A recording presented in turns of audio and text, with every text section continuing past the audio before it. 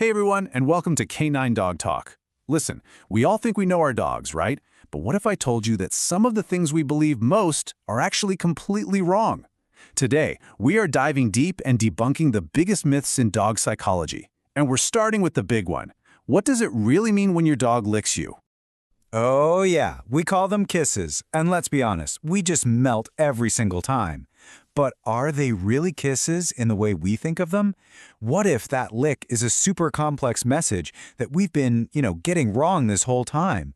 The truth is so much more fascinating and way more interesting than you might think. Because when you finally understand what's going on behind those licks, behind those sad puppy dog eyes, and all those other weird habits, well, that's the key. That's how you unlock a bond that's deeper than you ever imagined.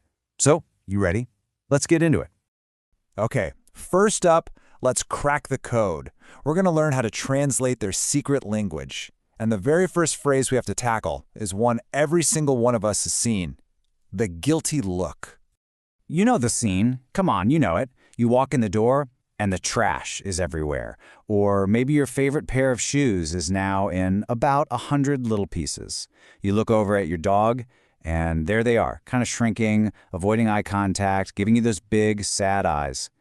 And right here, this is where we get it all wrong. We see a dog feeling guilty, but what's actually happening is a masterclass in dog communication. See, dogs are experts at reading our body language. They see our tense shoulders, they hear that sharp tone in our voice, and their instinct just takes over. That guilty look?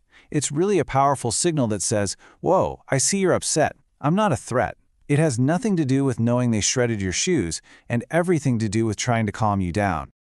All right, let's keep going. Now we're going to move from their secret language to their physical world. Because trust me, the myths about their bodies and their health are just as common.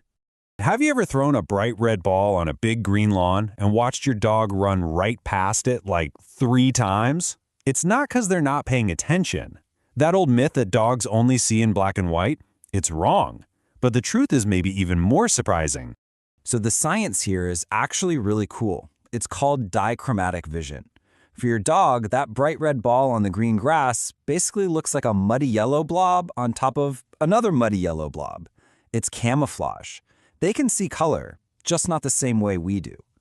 So here's the takeaway. Want to make fetch way more fun for your pup? Get them a blue or a yellow toy. It'll pop right out for them. Okay, time to bust one of the oldest, most stubborn myths in the book, the whole 1 human year equals 7 dog years thing. It's a nice, simple little formula, isn't it? Too bad it's completely wrong. Dogs just don't age in a straight line like that. This timeline here gives you a much better idea of what's really going on. That first year is like a rocket launch into the teenage years. They're basically 15. By their second birthday, they're more like a 24-year-old human. Then things start to slow down. But here's the most important part. Size is everything. A Great Dane could be considered a senior at age 6 or 7, while a little Chihuahua might still be in their prime until they're 12. And what about that other weird habit? When your dog suddenly decides to become a part-time lawnmower? The old wives' tale is that they're eating grass because they feel sick and want to throw up. But the actual data? It tells a completely different story. Most of the time, they're not sick at all. It's probably just boredom or a little leftover instinct, or hey, maybe they just like the taste. And let's just bust one more health myth real quick. The dry nose panic. We touch our dog's nose, it feels a little warm and dry, and we immediately think the worst. But look, a dog's nose can be wet 1 minute and dry the next.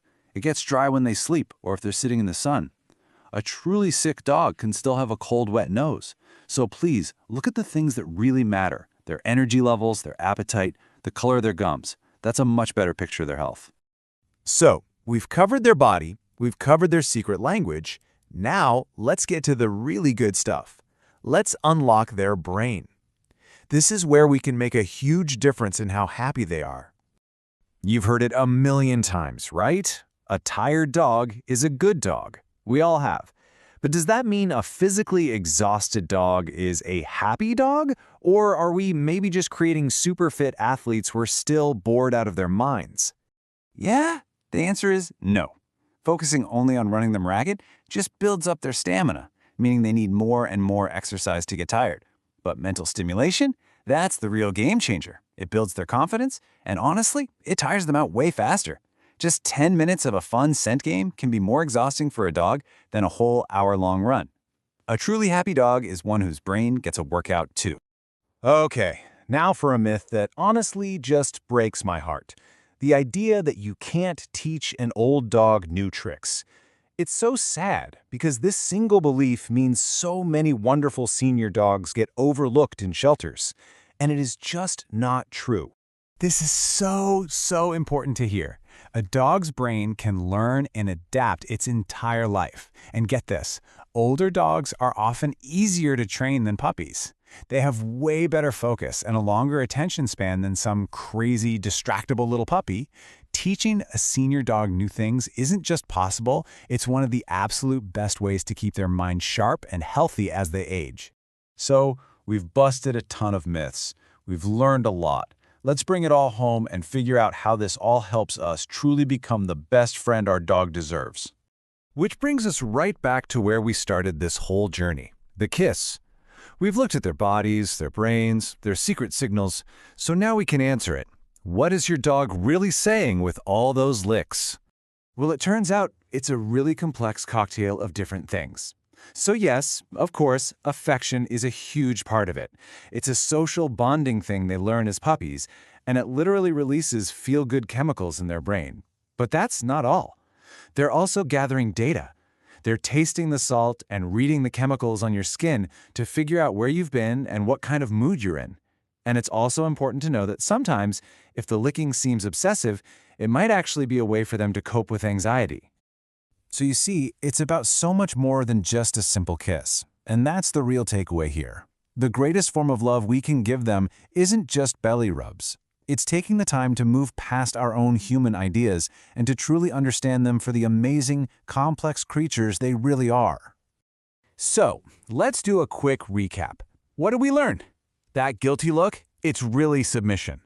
Your dog's world is painted in beautiful blues and yellows, so buy your toys accordingly. A tired brain is just as important as a tired body. And those kisses, they're a beautiful, complicated mix of love, information, and pure instinct. Our dogs love us unconditionally, even when we don't quite understand them. They're just the best. So before we wrap this up, I want to do a little something to honor them. I want you to go down to the comments right now and just type your dog's name.